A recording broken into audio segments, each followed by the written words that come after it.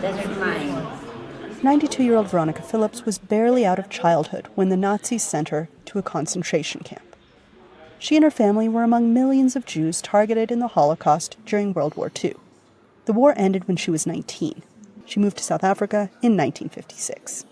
For decades, she refused to speak of her experience, but it has haunted her for most of her life. I had 8 miscarriages because they gave us bromides and it killed my reproduction organ.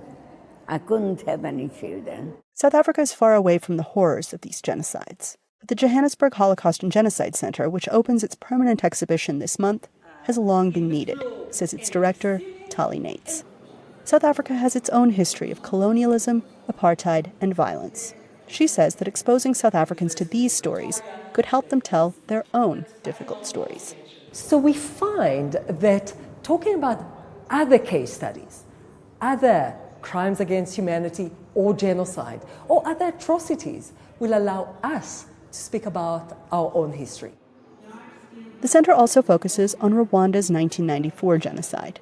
This year marks the 25th anniversary of those 100 horrific days that saw the slaughter of 800,000 Tutsis and moderate Hutus. Sylvestre Sendacyeye was just 14 when he hid in a Kigali church and watched the murder of his parents and 3 siblings. He carries a permanent reminder of the horrors and says he still suffers from regular nightmares. Even so, he says, he tells his story to as many people as he can. I find that the only way that we can fight this ideology of racism, ideology of violence, they can see what the human being came to do, how come we came to be an animal, not even animal behaves better. I think that's the only way people can avoid it happening. Nate says the center will feature temporary exhibitions on other genocidal acts, such as the ethnic cleansing in Bosnia in the 1990s. These stories are complex and difficult.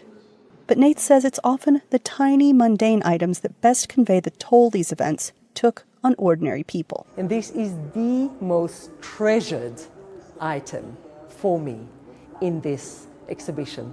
Childhood dreams, hopes, shattered by others, but keeping the memory alive, creating a life for herself. She was a geneticist. She was a lecturer at this university here next door. Yet she kept that doll and trusted me and this center to keep it for many generations to come. That doll belonged to Phillips, who carried it and her tragic story close to her heart for 7 decades. Now she's telling the world. Anita, Powell, VOA News, Johannesburg.